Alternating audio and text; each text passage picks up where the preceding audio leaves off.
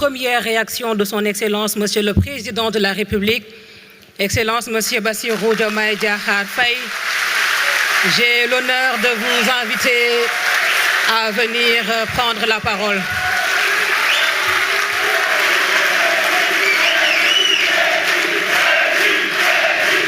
Merci beaucoup. Merci beaucoup. Merci beaucoup. Merci beaucoup.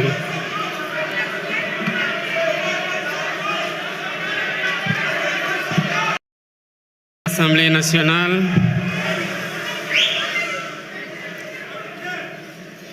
Monsieur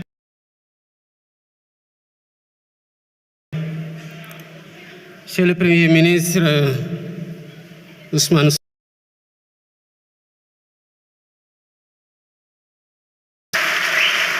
honorables députés, Monsieur le ministre d'État Alamine Loum, Mesdames, Messieurs les ministres, Madame, Messieurs les membres du corps diplomatique, chers partenaires techniques et rang, titres et qualités. Je voudrais commencer mon intervention par des félicitations. Des félicitations nourries à l'endroit de Monsieur le Premier ministre.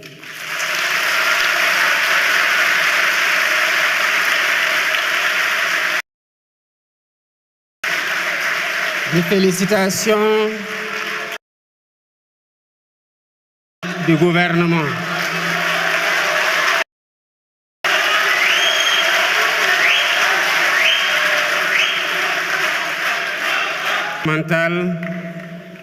Et du président de la République qui ont contribué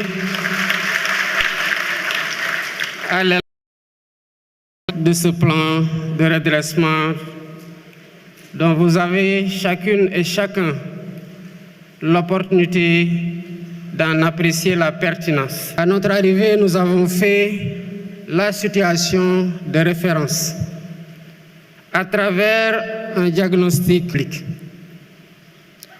Nous avons par la suite aggravé les résultats, comme pour témoigner de sa liberté d'action. Nous ne nous sommes pas arrêtés à ça. Nous avons demandé commandité un audit externe par un cabinet avec une pour que les Sénégalais comprennent. Comme nous aussi nous l'avions compris. Mais la finalité n'a jamais été de vous dire voilà où en était le pays. Parce que justement, c'est parce que ça ne marchait pas que vous avez décidé de changer d'équipe.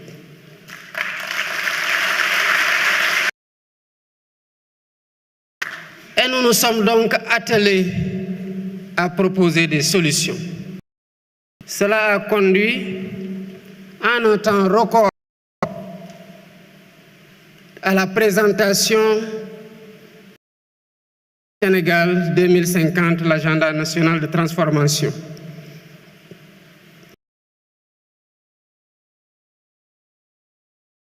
La confection du master plan, à la sélection d'un portefeuille de 80 projets catalytiques.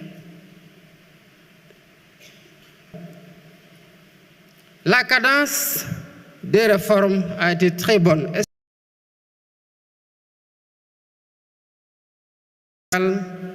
Et de l'efficience de cette action par le Premier ministre.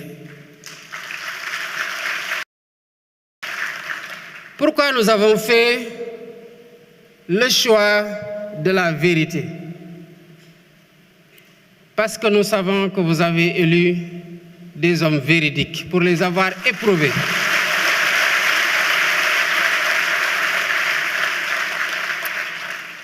Des hommes d'honneur qui n'entendent pas changer au contact du pouvoir.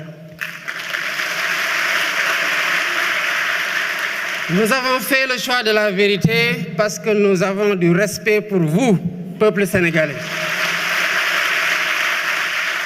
Nous avons fait le choix de la vérité parce que nous voulons imposer à nos interlocuteurs le respect qu'ils nous doivent en leur donnant le respect que nous nous devons. Et cela ne se fait que dans la vérité. Mais nous avons aussi fait le choix de la vérité pour corriger les anomalies et nous assurer que plus jamais cela ne puisse se reproduire.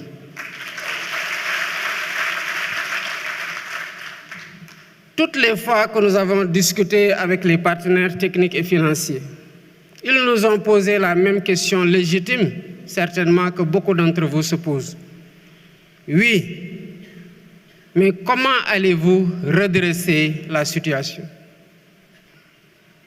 Il fallait justement un plan pour redresser la situation et c'est là toute la pertinence du plan de redressement que le Premier ministre a conçu et a présenté.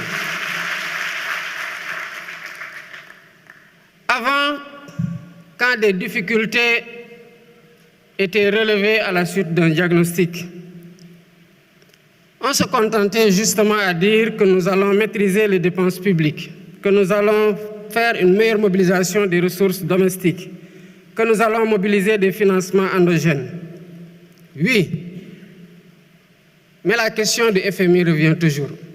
Oui, vous allez faire tout ça, mais comment? Concrètement, vous allez le faire. Évidemment, il n'y avait pas de réponse, si ce n'est dinañ ko lijjanti.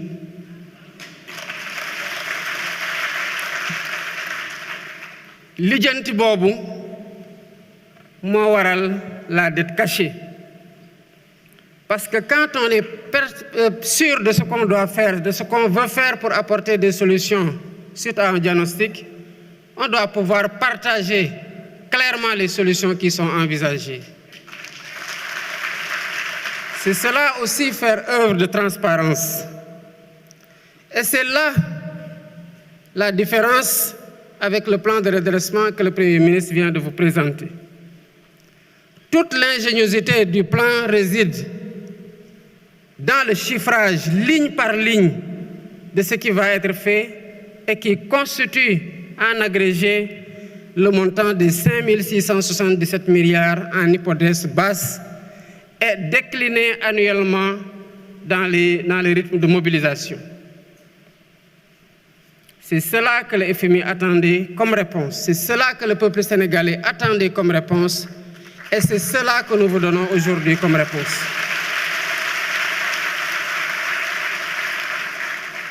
Le Premier ministre l'a dit à juste titre. Le redressement a commencé avant ma prestation de serment. Quand lors de ma visite au Palais de la République, m'entretenant avec mon prédécesseur, je lui ai dit que j'ai appris que vous êtes sur le point de signer une convention, une concession sur les chantiers navals de Dakar qui n'a pas été négociée dans les meilleurs termes. Évidemment, il s'en est défendu, mais je lui ai demandé de stopper.